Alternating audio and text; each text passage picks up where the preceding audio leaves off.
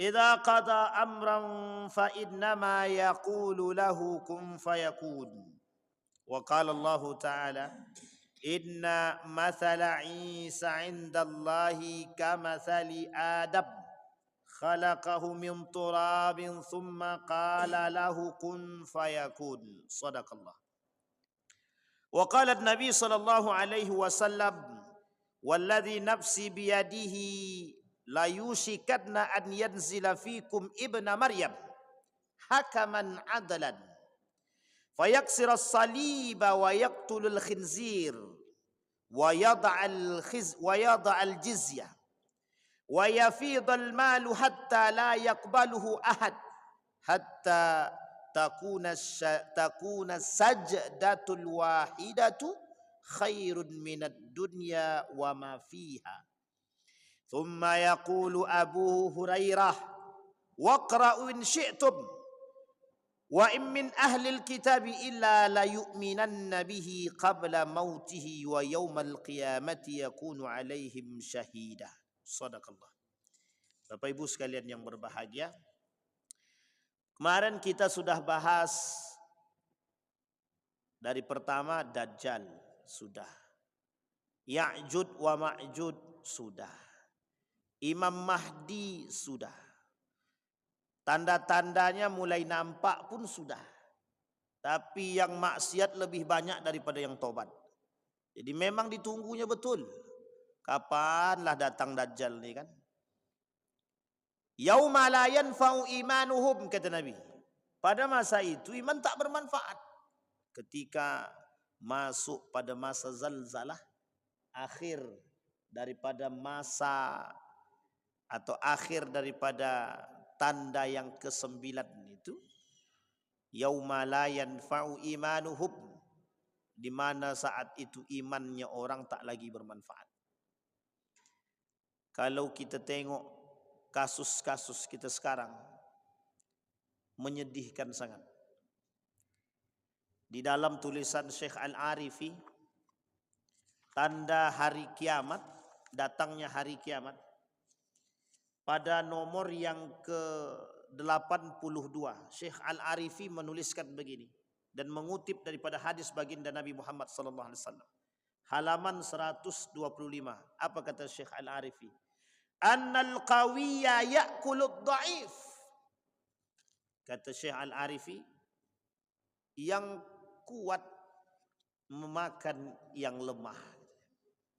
Sampai tertulis dalam hadis baginda Nabi Muhammad sallallahu alaihi wasallam, kata baginda Nabi, orang-orang yang kuat mereka suka memakan orang-orang yang lemah, sehingga posisi orang-orang yang lemah berada di bawah yang tak sanggup untuk bangkit.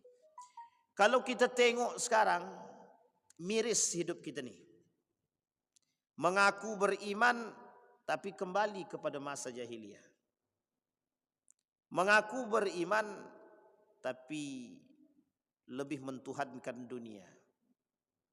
Sehingga kita tengok sekarang, apa sih penyakit yang tak nampak sekarang?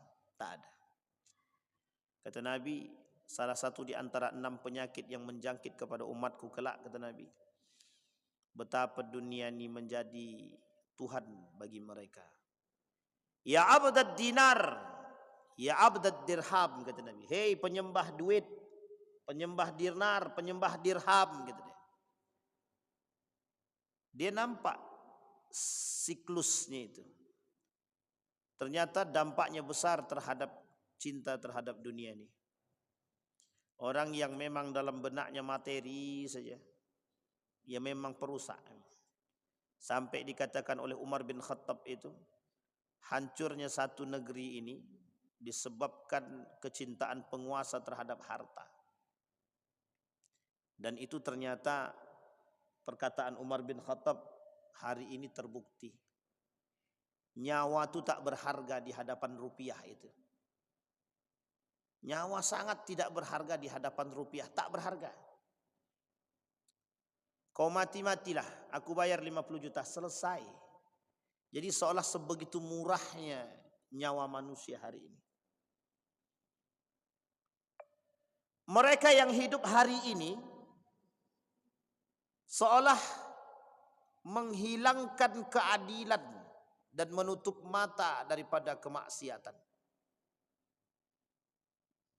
Jadi mereka bermaksiat seolah-olah mereka tidak mengerti kalau itu maksiat. Mereka tidak sadar kalau apa yang mereka buat itu memang melakukan kerusakan.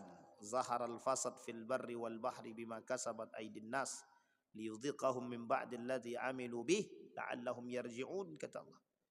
Memang begitu keadaannya, bagaimana? Rusak. Coba perhatikan akibat daripada perbuatan manusia-manusia yang rakus itu. Betapa banyak kerusakan hari ini yang kita lihat. Di Jakarta, Makassar, di beberapa tempat-tempat tertentu habis. Sekarang kita mau salahkan siapa? Mau kita salahkan para pendemo? Mau kita salahkan pemerintah? Yang kita salahkan adalah manusia-manusia yang rakus, yang mempertuhankan hawa nafsu dia. Tak ada manusia yang mau kerusakan itu secara naluri, tak ada. Secara zahir naluriyah manusia, tak ada satupun manusia yang menyukai kerusakan dan kehancuran, itu tak ada. Tapi Allah kasih clue-nya. Hei manusia, jaga tanganmu, jaga kakimu, jaga matamu, jaga nafsumu. Yang kelak membuat rusak di muka bumi itu dia nafsumu itu. Nah itu yang terjadi. Kalau bukan karena dorongan penghinaan, apa yang menyebabkan mereka menjadi seperti itu? Bangga mereka joget-joget di atas penderitaan rakyat dia. Di mana adab, etika dan akhlak mereka? Tidak punya. Mereka bukan manusia yang beradab. Jadi kalau seandainya satu saat mereka mendapatkan balasan dari apa yang mereka buat, mungkin menjadi bentuk pelampiasan daripada orang-orang yang tersakiti. Kita mungkin tidak mengatakan wajar, tapi ulah perbuatan mereka sendiri. Yang terjadi dengan Ahmad Syahrani sekarang. Rumahnya dihabisin oleh massa. Apa sebab? Lisan yang tak bertulang. Betapa rusaknya. Lisan yang tak bertulang ternyata mampu menyakiti hati orang-orang yang memang tersakiti.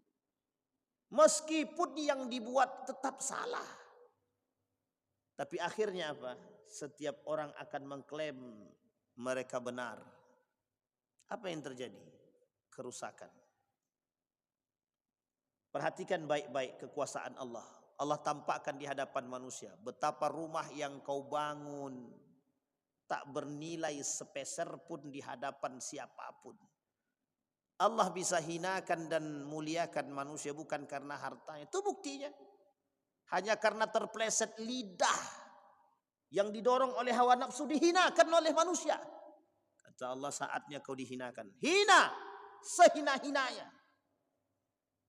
Pertanyaannya, sadarkah mereka dengan kehinaan itu? Tidak. Karena nafsu sudah menjadi Tuhan dalam diri dia. Ini yang kita maksud. Pertanyaannya, malukah mereka yang melakukan koruptor, yang joget-joget di atas penderitaan rakyat? Malukah mereka? Tak punya rasa malu. Kenapa mereka tak punya rasa? Karena mereka tidak miskin. Karena mereka qillatul haya, tak punya rasa malu.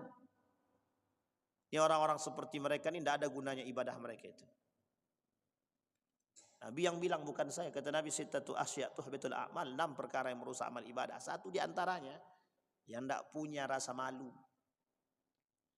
Itu yang disebut dengan mengatasnamakan rakyat, menghinakan rakyat, itu dia. Nah yang kayak gitu itu Pak. Nah sekarang semakin tampak biasnya, semakin tampak ketidakadilan, semakin besar. Maka tanda-tanda turunnya Imam Mahdi Isa alaihi salam semakin zahir di mata manusia. Nah Bapak Ibu sekalian yang berbahagia, malam hari ini kita akan coba mengangkat materi tentang Isa alaihi salam. atau Isa ibn Maryam sebagai salah satu di antara 10 tanda kiamat besar. Satu di antaranya adalah turunnya Isa alaihissalam. Di dalam hadis Nabi yang tadi kita bacakan, kata Nabi, "Walladzi nafsi biyadihi la yusikanna an yanzila fikum ibna Maryam hakaman wa adlan." Akan kami turunkan Isa dan Isa turun kepada kalian untuk menciptakan hukum yang adil. Kapan? Di tengah kezaliman, ketidakadilan menjadi di tengah umat manusia. Kalau kita tengok sekarang, yang nampak, yang bisa membeli hukum yang punya duit. Ya, kita berharap dari pemimpin-pemimpin kita yang sekarang nih, mereka mau sedikit, tidak usah banyak, sedikit jadilah menengok ke Quran tuh, selesai itu. Tapi mungkin tak ada waktu nak menengok Quran tu lagi. Sehingga mohon maaf, dalam hati mereka cuma ada joget, musik, yang memang setan arahkan untuk tidak mendengarkan Quran. Kata setan, tutup telingamu dari Quran, buka telingamu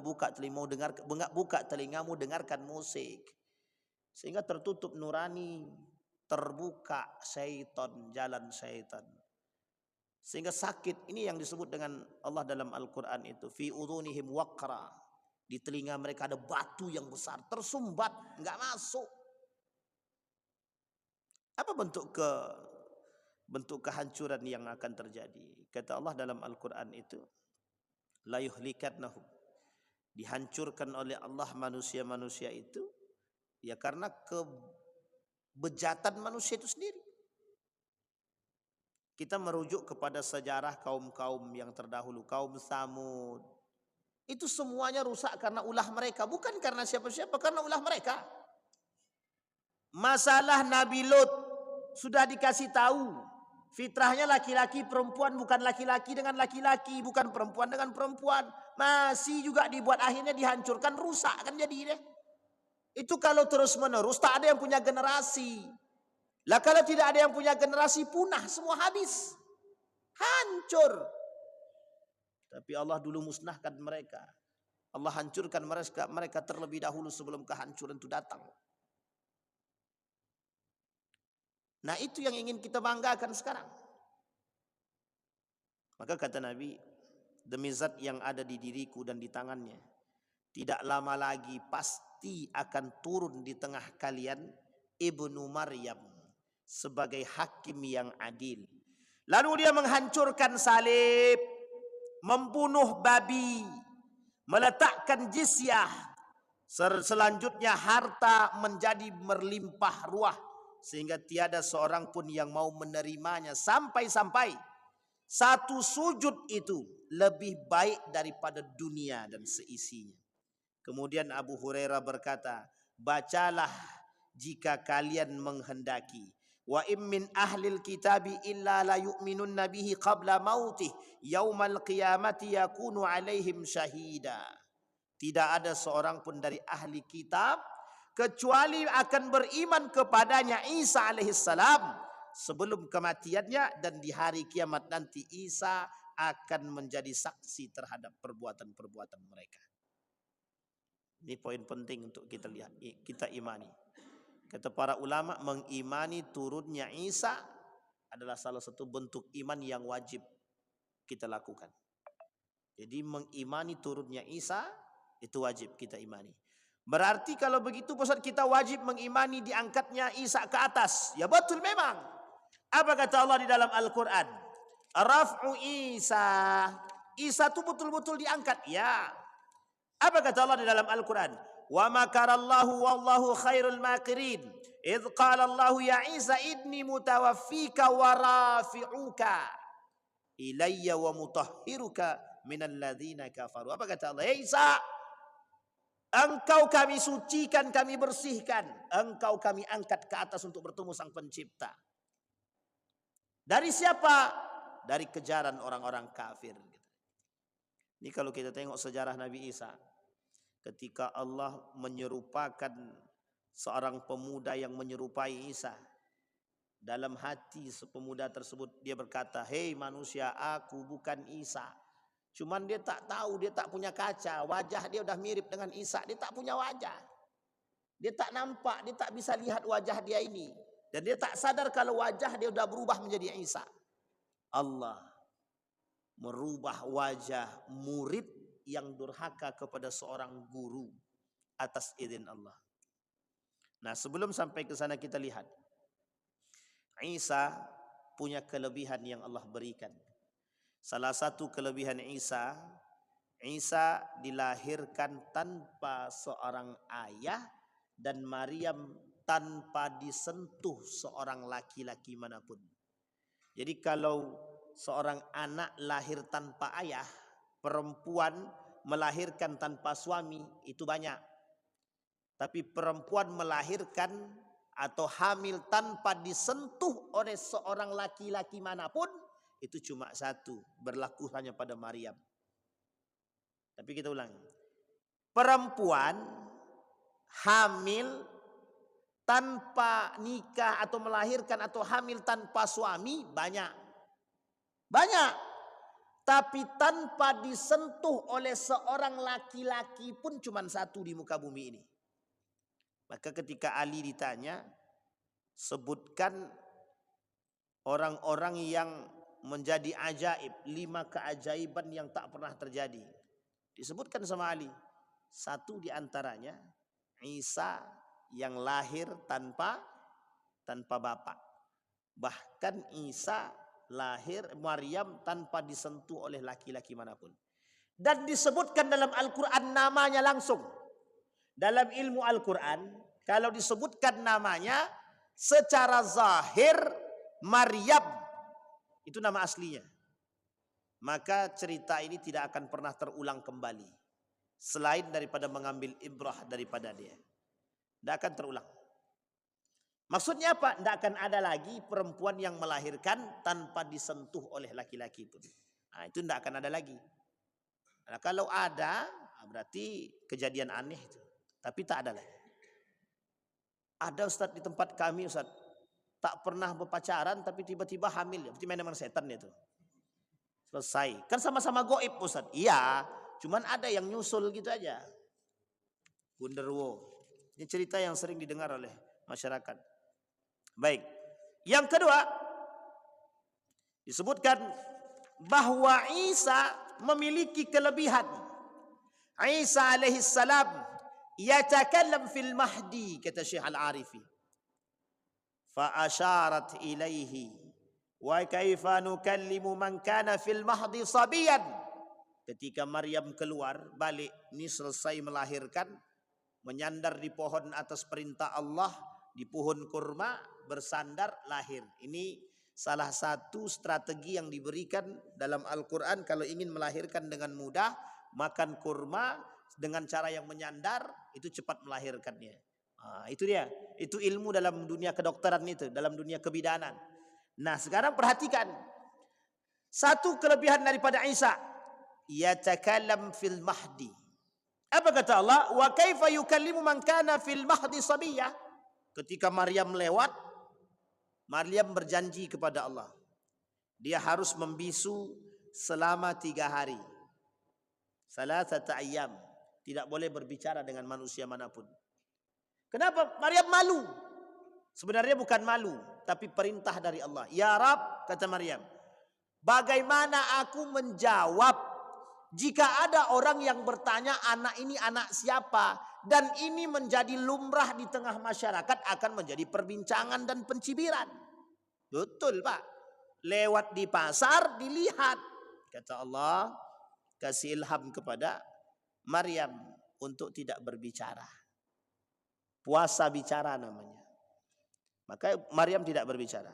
Ketika ditanya oleh masyarakat, ketika melalui pasar ditanya, kata masyarakat, ini anak siapa?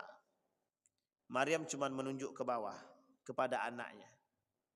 Kemudian kata orang tadi, kata masyarakat itu, wa kaifa nukallim man kana fil mahdi sabiyya? Bagaimana kami cara berbicara dengan anak yang kecil seperti ini? Allah tunjukkan kemuliaan Allah. Seketika Isa berbicara. Apa kata Isa? Aku diutus oleh Allah, diberikan anugerah dan kelebihan, dan aku bisa berbicara. Saksikanlah wahai manusia bahwa aku diutus oleh Allah yang kelak akan menjadi nabi bagi kalian. Yang mendengarkan di pasar ketika itu langsung beriman kepada Allah Subhanahu wa taala. Dan percaya akan keimanan dan percaya akan Isa, perkataan Isa. Bagi mereka ini ajib, sesuatu yang aneh, sesuatu yang tidak pernah mereka temukan. Bagaimana seorang Maryam bisa melahirkan? Itu dalam perspektif mereka masih bisa mereka berspekulasi. Tidak ada itu kalau Maryam sok suci aja selama ini. Tapi ketika anak kecil yang berbicara, sabian, mereka tidak bisa lagi membantah kalau bukan karena kekuasaan. Siapapun itu. Dan mengaku sebagai seorang nabi atas perintah Allah yang telah diwahyukan kepada diri dia. Dan ini tidak bisa, Pak. Itu sudah menjadi satu hal yang hak prerogatif Tuhan yang kita manusia ini tidak bisa campur tangan. Silahkan buat, tidak ada yang bisa buat, tidak ada yang bisa buat satupun. Sehingga ketika Maryam keluar, kelahiran Isa itu memang sudah aneh. Manusia yang aneh di muka bumi ini lahir hamil tanpa disentuh, lahir tanpa ada bantuan yang lain. Cukup. Siapa yang membantu? Malaikat. Apa mungkin Allah biarkan Maryam sendiri? Tidak, Allah tidak pernah. Ini contoh. Allah tidak pernah membiarkan manusia yang cinta kepada Allah. Tidak akan. Hajar dengan Ismail pernah ditinggalkan? Tidak pernah. Hajar tak pernah ditinggalkan. Subhanallah. Terima kasih Ketua. Di tengah semangat ini kan.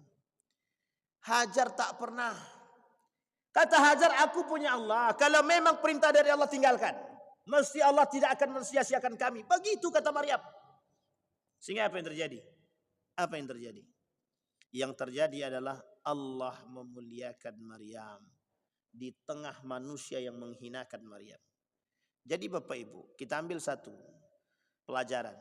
Kalau kita nih beriman kepada Allah, jangan pernah takut akan kehinaan manusia. Manusia itu mampu menghina kita cuma di dunia, Pak. Nanti kalau sudah capek mulutnya berhenti dia menghina kita tuh. Tidak ada lagi bahan yang dia mau hinakan lagi itu terus bosan dia. Akhirnya berhenti dia menghinakan kita. Ujung-ujungnya Allah kembalikan itu. Dia yang dihinakan oleh Allah. Itu yang terjadi dengan Maryam. Akhirnya apa? Kemuliaan Maryam naik ketika Nabi Isa alaihissalam menjadi seorang nabi. Sehingga kemudian dalam perjalanan Nabi muncul satu pertanyaan kepada kita. Apakah Nabi Isa alaihissalam disalib? Kata Allah di dalam Al-Quran, wa ma salabuhu, sesungguhnya Isa alaihissalam tidak disalib, wa ma qataluhu, dan mereka juga tidak membunuh Isa. Tapi kami menyerupakan dia dengan yang lain. Ini kata Allah dalam Al-Quran. Apa kata Allah? إذ قال الله يا عيسى إني متوفيك ورافعك إلي ومطهرك من الذين كفروا وجاعل الذين اتبعوك فوق الذين كفروا إني متوفيك kata Allah. Aku kata Allah kepada Isa yang akan mematikanmu dan aku mengangkat engkau ke atas. Maka kata para ulama, kata Allah, wa ma qataluhu wa ma salabuhu. Isa itu tidak dibunuh dan tidak disalib. Bukan Isa yang disalib. Tapi ada orang yang menyerupai. Dan ini cerita ini masyhur. Harusnya mereka yang mengenal dan mengerti sadar dengan apa yang terjadi. Cuman kan tidak mempelajari itu. Nah sekarang perhatikan. Isa diangkat karena kebrutalan. Isa turun karena kebrutalan. Isa diangkat karena kebrutalan, karena ketidakadilan, karena kekacauan, karena kehancuran, karena fanatisme, karena kultusisasi. pengkultusan, pentakdisan, semua terjadi pada saat itu. Mereka mengkultuskan Isa sehingga menganggap Isa Tuhan. Yang telah Tuhan berikan kepada Isa kelebihan, menurut mereka Tuhan Isa ini bukan manusia dan bukan nabi, tapi Isa ini adalah Tuhan. Itu tujuan mereka, ingin menyalib Isa. Tapi kemudian Allah mengganti wajahnya dalam kondisi seperti itu. Maka kata baginda Nabi Muhammad SAW, Isa akan turun kepada umatnya atau kepada manusia di tengah kezaliman, ketidakadilan, kemungkaran merajalela di tengah umat manusia. Manusia tak melihat lagi mana yang baik, susah melihat mana yang baik dan mana yang buruk. Ini sekarang kita tidak tahu nih siapa yang salah. Siapa yang salah sekarang? Yang jelas yang salah para pengkhianat. Yang jelas yang salah para rakuser-rakuser. Mereka yang rakus-rakus. Yang jelas yang salah yang meletakkan batu sekuler di bumi Indonesia ini. Yang menerapkan sistem kapitalisme, komunisme, itu yang salah. Menanamkan rasa cinta terhadap harta sebagai penopang kehidupan dunia yang menjadikan manusia mulia dengan harta. Itu dia yang muskilah hari ini. Sehingga menyebabkan manusia tidak beradab, tidak beretika. Yang akhir daripada segalanya menimbulkan banyak masalah serta kekacauan yang tiada hentinya sama sekali. Ini yang kita rasakan sekarang. Maka kata Nabi, dia akan turun dalam kondisi membawa keadilan hukum, memberikan hukum yang adil dan menegakkan keadilan. Sekarang pertanyaannya, apa dalil turunnya Isa?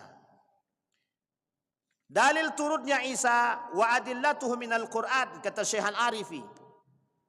Walamma duriba adna ibn Maryam mathalan idza qaumuka minhu yasidduna wa qalu alihatuna khairun am huwa ma darabuhu laka illa jadalan bal hum qaumun khasimun in huwa illa abdun an'amna alaihi wa ja'alnahu mathalan li bani Israil walau nasha' la ja'alna minkum malaikatan fil ardi yakhlufuna wa innahu la ilmun lis-sa'ah falatamtaruna biha wattaba'u hadha siratun mustaqim, kata Allah. Kami akan jadikan dia dan kami turunkan dia di muka bumi ini, dan itu akan menjadi salah satu tanda datangnya hari kiamat kepada mereka. Jangan sampai kalian tertipu, kata dia. Dan ikuti dia, wattaba'uhu, kata Allah, dan ikuti dia. Hadza siratum mustaqim, ini jalan yang lurus, kata Allah. Di dalam hadis Nabi waqala Ibnu Abbas, wa innahu la ilmun lis-saati, sesungguhnya itu adalah tanda-tanda hari kiamat. Ay khuruj Isa, atau bermakna turunnya Isa, keluarnya Isa qabla yaumal qiyamati, kata Ibnu Abbas. Jadi turunnya Isa sebelum hari kiamat. Dajjal, Ya'jud wa Ma'jud, Al-Mahdi, Isa alaihi salam, nanti api dari Yaman, dukhan, kemudian zalzalah, nanti sampai akhir. Banyak sekali, ada khusufain fil maghrib wa fil syarqi, ada nanti gerhana di berbagai macam tempat yang tak pernah terjadi. Ini sudah tanda hari kiamat. Terbitnya matahari dari barat. Kemudian terbenamnya terbalik, tak lagi sejalan. Itu tanda. Mungkin sebagian ulama mencoba mentafsirkan makna tersebut. Tapi kata para ulama, tanda itu semakin dekat. Semakin dekat. Takkah kita takut dengan keberadaan atau kedatangan hari kiamat? Saya kira orang yang beriman, dalam hati dia ada terasa, ya Allah, mati saja kami tak sanggup, apalagi ketika hari kiamat itu datang. menengok masjid yang megah ini tak berpuing, terbang bagaikan kapas hanya untuk menimpa manusia yang durhaka kepada Allah. Apa yang mau kita banggakan?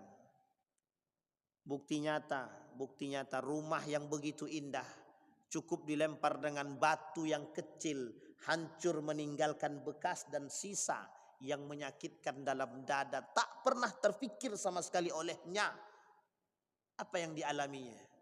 Cuman satu, mau bersikeras dengan hukum akibat lidah yang epicentrum, bukan karena yang lain. Sebab akhirnya kita menanggung akibat hanya karena tergelincir lidah. Bapak Ibu sekalian yang berbahagia, perhatikan betapa hidup di dunia ini tidak lama. Apa yang mau kita banggakan? Tak ada, Pak. Tidak ada. Apa yang membuat kita enggan mengetahui tanda? Karena memang kita bukan manusia-manusia yang beriman. Sehingga mohon maaf, kadang kita tak mau tahu dengan urusan-urusan sepele seperti ini. Kita anggap hal-hal begini ini sepele. Tapi sesungguhnya ini bukan yang sepele, tapi tanda gerbang tertutup terbukanya hari kiamat. Kalau dah turun Isa, tak ada lagi yang bisa berkata besok kiamat masih lama. Tak bisa. Apa yang mau kita gapai itu semuanya dalam genggaman gemetar. Hanya tinggal dua pilihan, kembali mengikuti Isa atau keluar daripada jalur yang sesungguhnya. Nampak perbedaannya. Satu jelas surganya, yang kedua jelas nerakanya. Selesai. Tak ada yang lain. Tapi hari ini masih kita nampak abu-abu. Sebentar lagi, ketika Dajjal menampakkan dirinya, terasa dan kita tahu. Manusia yang hari ini mengikuti hawa nafsunya bakal menjadi pengikut Dajjal. Yang menjadi musuh kita bersama. Dan menjadi musuhnya Isa alaihissalam. Bukan Dajjalnya, tapi ketidakadilan dan kezalimannya. Baik. Al-an al-adillah minas sunnah. An Hudzaifah ibn al-Asid qala اطلع النبي صلى الله عليه وسلم علينا ونحن نتذاكر الساعة قال ما تذكرون قلنا نذكر الساعة قال إنها لن تقوم حتى تروا قبلها 10 علامات أو 10 آيات ad-dukhan, asap yang menggumpal, ad-dajjal, ad-dabbah, sudah kita bahas, binatang melata, wa tulu'is syamsi min maghribiha, ketika matahari terbit dari barat, wa nuzul Isa ibn Maryam, turunnya Isa, wa Ya'jud wa Ma'jud, wa thalathatu khusufin, khasfun bil maghribi, khasfun bil maghrib, wa khasfun bi jaziratil Arab. Gerhana terjadi di 3 tempat. Terjadi di Maroko, terjadi di timur, terjadi di jazirah Arab. Wa akhir dzalika narun takhruju min qibalil adad. Di Yaman munculnya api. Fil Yaman tatrudun nas ila mahsyarihim. Semua manusia datang ke sana bertanya manusia kepada Rasulullah. Rasulullah sampaikan apa yang harus kami lakukan ketika itu. Fadhhabu wa i'tazalu ila Syam, kata Rasulullah. Saatnya kalian beruzlah ke Syam. Maka Bapak Ibu, titik api di Yaman tuh mulai terdeteksi sedikit demi sedikit. Ini yang kita khawatirkan. Ini kalau benar itulah api yang dimaksud keluar dari tanah Yaman, dari daerah Aden itu, maka betullah perkataan Nabi dan kata para ulama betapa dekatnya kiamat dengan kita hari ini. Ya Allah, ya Rabb, yang belum tobat, tobatlah, yang belum nikah, nikahlah, yang masih satu, ya fikir-fikirlah. Baik, bayanu ma'nal hadis, penjelasan hadis tentang keberadaan atau turunnya Isa alaihissalam yang membawa keadilan. Kata para ulama, Nabi Isa alaihissalam turun memberantas semua ketidakadilan apapun. Jadi besok itu ya Nabi Isa alaihissalam. Namanya yang menentang mesti ada. Yang menentang Nabi mesti ada. Nabi Muhammad aja penentangnya banyak. Ngaku muslim tapi menentang Nabi. Ngaku cinta Nabi tapi subhatnya atas Nabi. Nah itu parah itu. Bid'ah atas Nabi, subhat atas Nabi. Itu besok gimana pertanggungjawabannya? Nabi tanya, umat Muhammad, kalian ngaku umatku? Ya. Aku pernah ajarkan kalian joget-joget? Enggak pernah. Aku pernah ajarkan kalian buat subhat atas maulid Nabi? Enggak pernah. Gimana coba pertanggungjawab itu? Kenapa kalian buat? Kata Nabi. Nah, coba jawabnya apa itu besok itu? Enggak ada yang bisa dijawab itu, Pak. Cuma bisa diam saja. Nah, terimalah apa yang harus kita terima. Baik. Di dalam hadis Nabi, Isa membunuh babi. Jadi babi-babi itu dibunuh. Kata para ulama itu, kalian tak layak hidup. Kalian bukan urusan kalian dengan dunia. Kalian ini sudah binatang-binatang yang melakukan kerusakan. Gara-gara kalian inilah produk itu banyak bercampur dengan daging-daging kalian ini. Habis. Jadi besok kita enak. Ketika Isa turun, kita nikmat, Pak. Makanan yang kita makan itu halal lagi baik. Apapun yang kita makan sehat. Itu janjinya Allah. Ketika Isa turun. Maka Bapak Ibu yang mau nunggu turunnya Isa silahkan. Kalau memang ternyata umurnya tak sampai ya minta. Tapi insya Allah yang tua-tua ini tidak akan ketemu. Allah akan matikan dalam husnul khatimah. Mesti yang jawab yang tua-tua. Tenang Bang, tenang. Tenang Abang Jidin. Wa an Jabir anna Nabi sallallahu alaihi wasallam qaal yanzilu Isa ibn Maryam fayaqulu amirahum al-Mahdi ta'al sallibuna fayaqul la inna ba'dahum amirun ba'dun tukramatullahu hadhihi al-ummah.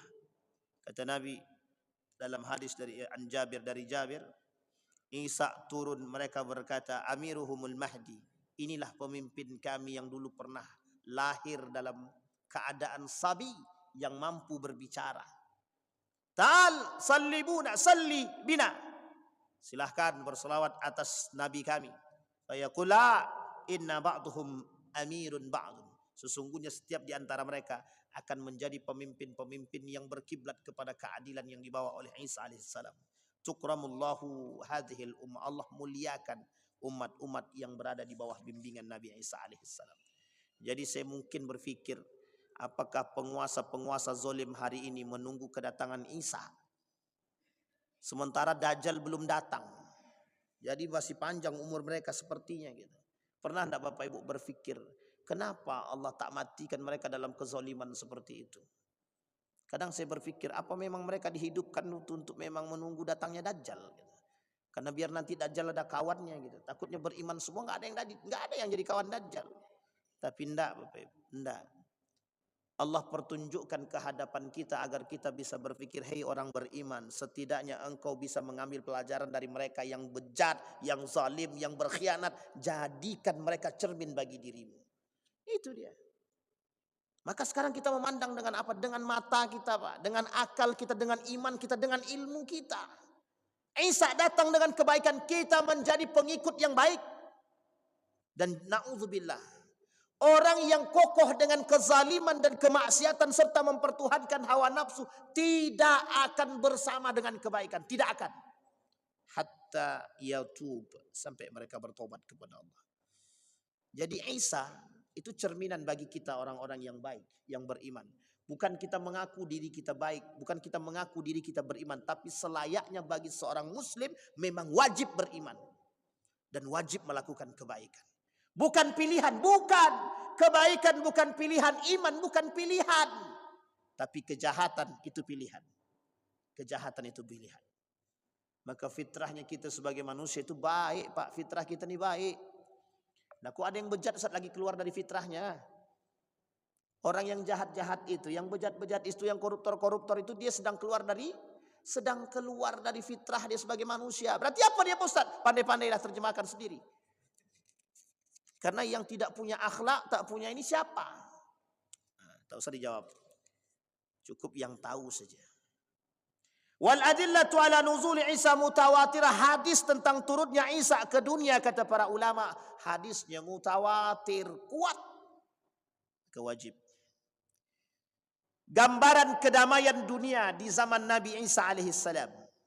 Wa yurji'us salma wa yattakhidus suyufa manajila wa tadhhabu humata kulla dhati humatin wa tunzilus sama'u rizqaha wa tukhrijul ardu barakataha hatta yal'aba as-sabiyyu bis-su'ban fala yadurruhu wa yura'il ghanama adh-dhi'bu fala yadurruha wa yura'il asadil bakhar fala yadurruha.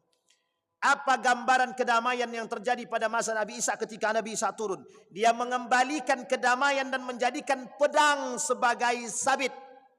Hilangnya racun dalam setiap makhluk yang beracun. Langit menurunkan rezekinya, bumi mengeluarkan berkahnya. Sehingga seorang anak bermain dengan ular tak membuat mereka berbahaya. Dan kemudian sedangkan ular itu tidak membahayakan dirinya. Serigala mengembalakan domba, sedangkan serigala itu tidak membahayakannya. Singa mengembalakan sapi dan ia tak membahayakan diri dia. Coba bayangkan. Binatang seperti ular kobra yang begitu ngeri bisanya, itu bagi sabi pada masa Nabi Isa tak bermasalah. Artinya begitulah saking damainya dunia. Tak ada yang namanya maling kursi. Tak ada namanya maling. Tak ada namanya rebutan kursi panas. Tak ada rebutan wanita. Tak ada judi. Tak ada. Semua berada dalam kedamaian. Tapi tak lama. Itu masalahnya. Di antara gambaran kondisi manusia di era keemasan Nabi Isa. Wala tutrakunnal qilasu fala yus'a 'alaiha wala tadhhabanna as-sahna'u wat-tabaghut wat-tahasud wala yad'uwadna ilal mali fala yaqbaluhu ahad. Sungguh unta-unta itu benar-benar akan ditinggalkan dan tidak digunakan lagi. Sungguh permusuhan, kedengkian dan kebencian benar-benar tiada di antara mereka. Serta sungguh harta benda tak lagi menjadi potensi bagi mereka. Kata Nabi, kelak di akhir zaman orang-orang tak lagi membutuhkan harta. Itu ternyata ada pada masa Nabi Isa alaihissalam ketika Nabi Isa turun. Hingga tak seorang pun ketika diberikan sedekah, tak ada satupun yang mau menerima sedekah tersebut. Coba bayangkan. Baik, gambaran misi terakhir daripada Nabi Isa terakhir, hadis terakhir. Gambaran misi turunnya Isa alaihissalam. Walladzi nafsi biyadihi la yushikanna an yanzila fikum ibna Maryam hakaman wa adla. Satu saja misinya yang paling penting daripada turunnya Isa, yaitu keadilan, hukum yang berkeadilan. Kalau sekarang bukan hukum yang berkeadilan, hukum yang keberpihakan, itu aja selesai. Berpihak kemana hukum kita? Itu tergantung pada wajah. Setebal apa dan sesering apa dia skincarean, berarti tandanya banyak duit dia. Kalau tak skincarean, lusuh mukanya, berarti tak punya duit. Nah, ini yang kita susahkan. Kita khawatir hukum kita menjadi terpeleset seperti ini. Semoga tidak. Na'udzubillahi tsumma na'udzubillah. Bapak Ibu sekalian yang berbahagia, maka kedamaian pada masa Nabi Isa alaihissalam memang menjadi potret yang ditunggu-tunggu oleh umat manusia, terkhusus oleh orang-orang beriman. Sekarang boleh Bapak Ibu lihat apa tuntutan hati orang-orang beriman hari ini. Satu saja, ya Allah, kapan kedamaian ini akan kembali kepada kami? Apa tuntutan manusia secara umum? Sama. Jangankan orang beriman, tapi orang-orang, semua umat manusia mengatakan sama. Ya Allah, kapan kedamaian ini kami rasakan? Kapan keadilan kembali tegak? Dua, nuzul Imam Mahdi wa Isa alaihissalam yang akan kita tunggu. Mudah-mudahan kita termasuk orang-orang yang istiqamah dalam mempelajari tanda-tanda hari kiamat ini, semakin kita bisa berhati-hati, semakin kita bisa terjerumus dalam-dalamnya iman dan akidah yang baik, insya-Allah Allah selamatkan kita, keluarga kita, sehingga kita menjadi orang-orang yang dicintai oleh Allah Subhanahu wa taala. Fa'tabiru ya ulil absar la'allakum tuflihun. Assalamualaikum warahmatullahi wabarakatuh.